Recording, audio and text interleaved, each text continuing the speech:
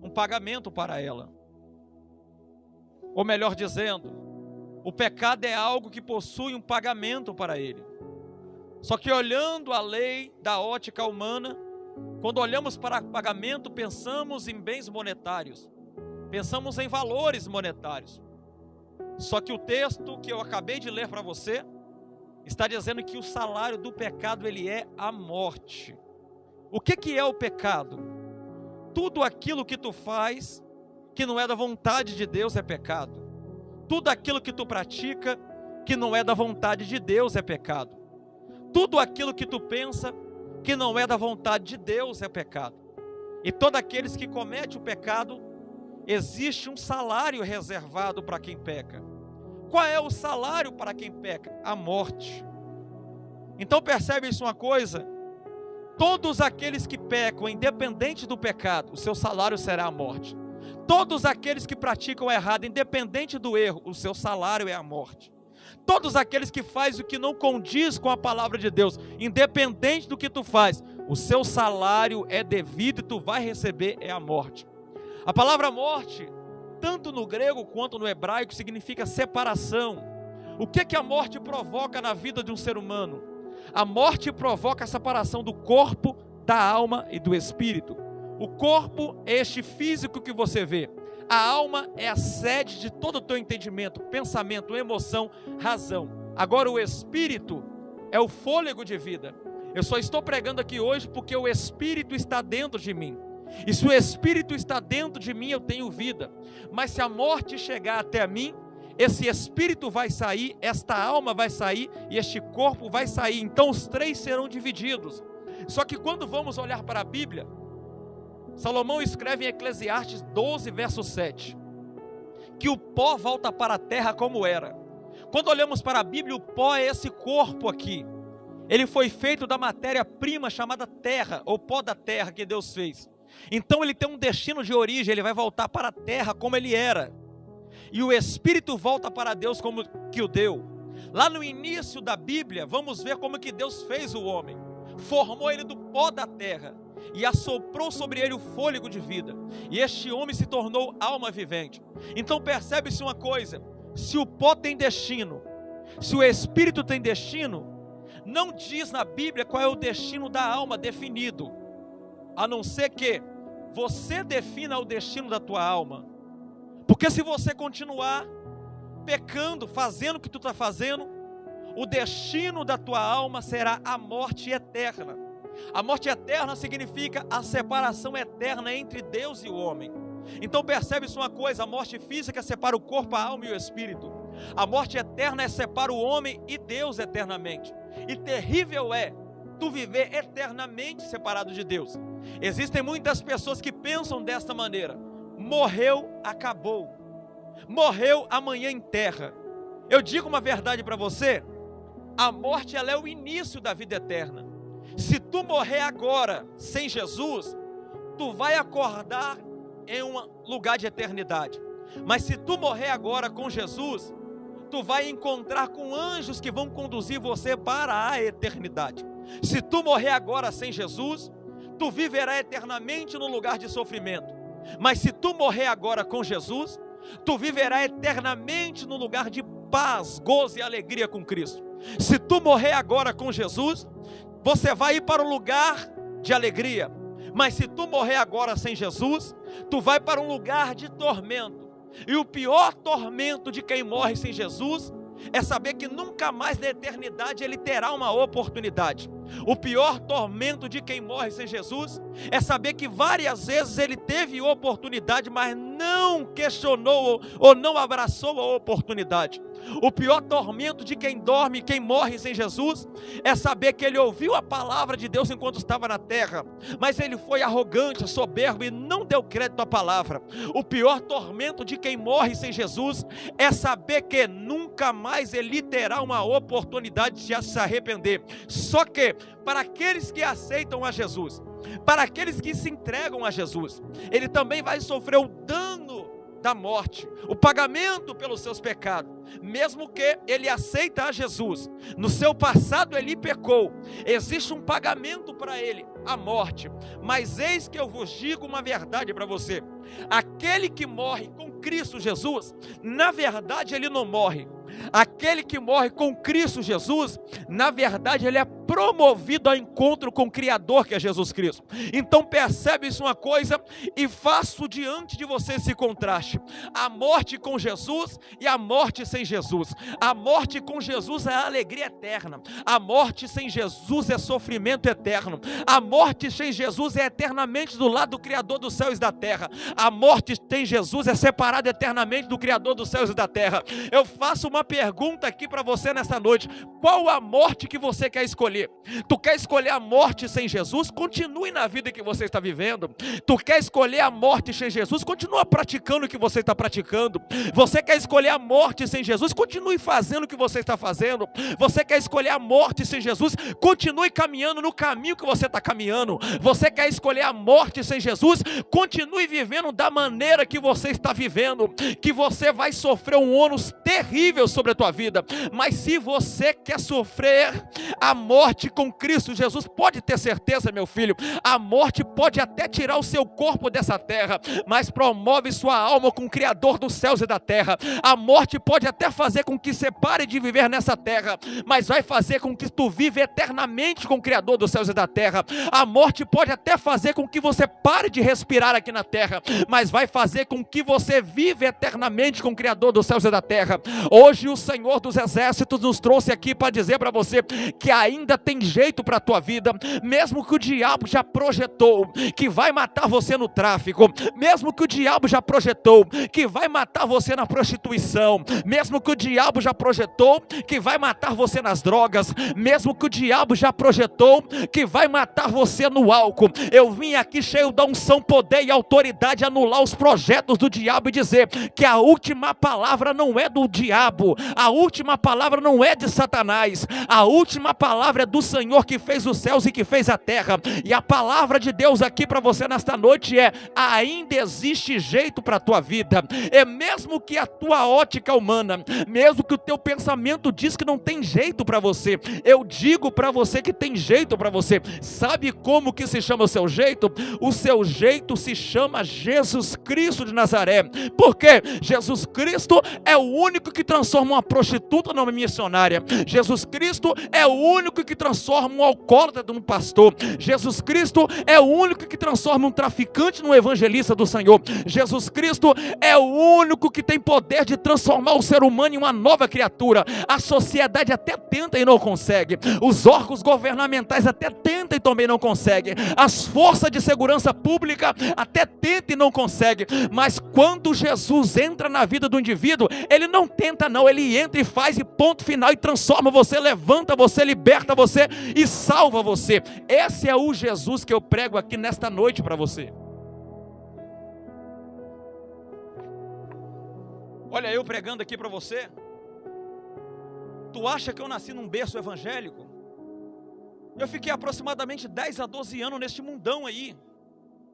Achava que tinha alguma coisa, achava que era alguém, mas na verdade eu não tinha nada. Na verdade eu não era nada. Era só mais um que o diabo iludiu de tal maneira, tentando conduzir até a morte eterna. Só que certo dia eu decidi dar um basta na vida que eu estava vivendo. Certo dia eu decidi levantar a minha mão e aceitar a Cristo Jesus Cristo. Certo dia eu decidi deixar de ser escravo e se tornar filho de Deus o Altíssimo. Certo dia eu decidi parar de ser pisado pelo diabo, humilhado pelo diabo, porque eu entendi uma coisa, que o Deus do céu que eu prego aqui nessa noite para você tem um futuro de honraria para a tua vida. Certo dia eu abri mão da vida que eu vivia. Certo dia eu abri mão dos prazeres que eu tinha. Certo dia eu abri mão dos vícios que eu tinha, mesmo pensando comigo mesmo que eu não tinha força, mesmo pensando comigo mesmo que eu não conseguiria. Mas esse pensamento nós só pensamos porque o diabo sobre a tua vida e minha vida lança dardos inflamados, porque ele sabe muito bem que a partir do momento que tu dá um passo para Jesus, Jesus entra na tua vida, faz morada, transforma você, levanta você e usa você para a glória e honra do santo e poderoso nome dele nessa terra. Só que para Jesus fazer isso não depende dele. Para Jesus fazer isso depende de mim, de você, para ele fazer. O diabo quer que você continue vivendo do jeito que tu está vivendo, porque ele tem prazer em ver você sofrer. Só que Jesus não quer que tu continue vivendo da maneira que tu está vivendo, porque ele não tem prazer nenhum em ver você sofrer. Talvez tu acha que vivendo do jeito que tu vive, tu está vivendo bem, porque tu pode fazer o que tu bem entender, mas na verdade você está sofrendo um jugo de uma prisão espiritual. Percebe-se uma coisa, eu estou pregando para pessoas aqui nesta noite, que já tentou parar de fumar, mas não conseguiu parar de fumar. Eu estou pregando para pessoas aqui nesta noite, que já tentou parar de beber, mas não conseguiu parar de beber. Eu estou pregando para pessoas aqui nessa noite, que já tentou parar de praticar o que pratica, mas não conseguiu parar de praticar. E eu digo uma verdade para você, nem vai conseguir parar, até que tu deixe Jesus parar você. Porque a nossa força possui limitação. E a força que está por trás do pecado que induz você a praticar o erro é uma força sobrenatural, diferente da força física que eu tenho, que é uma força natural. É por isso que você já tentou, mas não conseguiu. Mas quando tu deixar Jesus entrar na tua vida, eu tenho certeza que você vai conseguir. Ou tu acha que eu estou pregando aqui para você porque eu sou mais forte do que você, porque eu sou mais esperto ou inteligente do que você? Eu estou pregando aqui hoje para você porque Deus me dá força para estar aqui pregando para você. Porque as mesmas limitações que tu tem, eu tenho também. As mesmas vontades que tu tem, eu tinha também. Os mesmos desejos que tu tem, eu tinha também. Só que Jesus entrou na minha vida de tal maneira, e todas as vontades pecaminosas que eu tinha foi arrancada da minha vida, e todos os desejos pecaminosos que eu tinha foi arrancados da minha vida. Tudo isso porque dei um passo para Ele, confiei nele, pedi força a Ele, e por isso que hoje eu estou pregando para você e dizendo para você que do mesmo jeito que Ele me arrancou do tráfico e tem levado por essa nação brasileira para dizer que Ele cura, salva, transforma e liberta, Ele tem poder de arrancar você também do tráfico. Ele tem poder de arrancar você também da droga. Ele tem poder de arrancar você também do álcool. Ele tem poder de arrancar você da prostituição. Ele tem poder de arrancar você também dos vícios. Só que para isso não depende dele. É por isso que em Mateus capítulo 11, verso 28, ele diz: vinde a mim do jeito que tu está, cansado e sobrecarregado, que eu vos aliviarei. Nas entrelinhas, aplicando de forma simplificada sobre a tua vida, Jesus está dizendo assim para você: está no tráfico? Vinde a mim. Está nas drogas? Vinde a mim. Está no álcool? Vinde a mim. Está na prostituição? Vinde a mim. Está nos vícios? Vinde a mim. E depois que eu for, Jesus, depois que tu vier, meu filho, fica tranquilo. Agora os vícios, agora os desejos, agora as vontades que tu tem, não é você que vai ter que parar de ter, mas eu que vou fazer com que você pare de ter essas vontades pecaminosas e perversas que tu tem tido na tua vida. É por isso, queridos e amados irmãos, que eu digo uma verdade para vocês, que eu acredito no poder do Evangelho, e por isso eu vim aqui nesta noite pregar para vocês, porque se não fosse o Evangelho, eu não estaria aqui hoje pregando. Os órgãos governamentais me jogou dentro da cadeia 4 vezes, e não conseguiu me mudar. A vida perdida que eu vivia tentou me assassinar, mas mesmo assim eu não consegui mudar. Mas no dia que eu aceitei a Jesus, eu também não consegui mudar, mas pelo contrário, eu fui transformado em uma nova criatura. Porque quem cheirava não cheira mais, quem traficava não trafica mais, quem roubava não rouba mais, quem se prostituía não prostitui mais. Por quê? Quando Jesus entra na vida de alguém, ele não muda.